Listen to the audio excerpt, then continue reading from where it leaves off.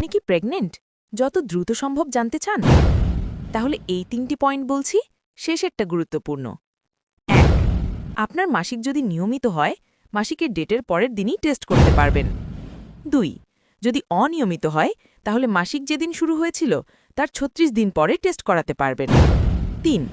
একটু মনোযোগ দিয়ে শুনুন, পরের মাসিকের ডেটের আশেপাশের সময়ে যদি আপনার মাসিকের রাস্তা দিয়ে রক্ত যায়, তাহলে বুঝবেন আপনি প্রেগনেন্ট। কখন টেস্ট করবেন?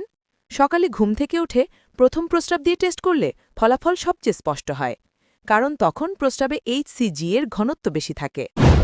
যদি টেস্ট নেগেটিভ আসে কিন্তু মাসিক না হয়, তাহলে ৩-৫ দিন পর আবার টেস্ট করতে হবে। যদি বারবার টেস্ট নেগেটিভ আসে কিন্তু মাসিক বন্ধ থাকে, তাহলে অবশ্যই একজন গাইনোকোলজিস্টের সঙ্গে যোগাযোগ করতে হবে। মাসিক মিস হওয়ার ১ সপ্তাহ পর ইউরিন টেস্ট সবচেয়ে নির্ভুল। তাড়াতাড়ি নিশ্চিত হতে চাইলে ওভিউলেশনের ৮-১০ দিন পর ব্লাড টেস্ট করানো যায়। আরও টিপস জানতে সাবস্ক্রাইব করুন ঘরোয়া টিপস ১০১।